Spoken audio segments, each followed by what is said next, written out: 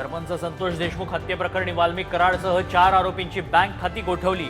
आरोपींच्या ठशाचे नमुने जुळल्याची माहिती। फरार आरोपींसाठी सीआयडीच्या 9 पथकांकडून तपास सुरू। बीडमधील सरपंच हत्या प्रकरणी गुन्ह्यात वापरलेले 2 मोबाईल सीआयडीच्या हाती। सरपंचाला मारतानाचा व्हिडिओ आणि बड्या नेत्यांना फोन केल्याची माहिती मिळण्याची शक्यता।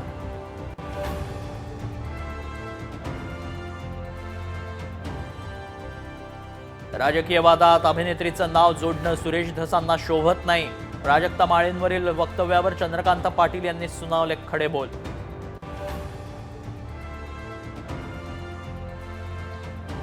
अजित पवार 20,000 मतांनी पराभूत। महायुतीला केवळ 107 जागा। आमदार उत्तम जानकर यांचा खळबळजनक दावा। ईव्हीएमचं थेट मांडलं गणित। पुण्यात भिंतींवर हिरवा रंग चादर फुलंही चढवली। पुणे शहरातल्या सदाशिव पेठेतला प्रकार।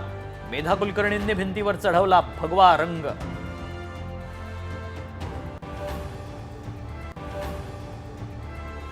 आणि वर्षाचा शेवटचा वीकेंड सेलिब्रेशनसाठी कोकण। थंड हवेच्या ठिकाणी पर्यटकांची गर्दी। देवदर्शनासाठीही भाविकांच्या रांगा।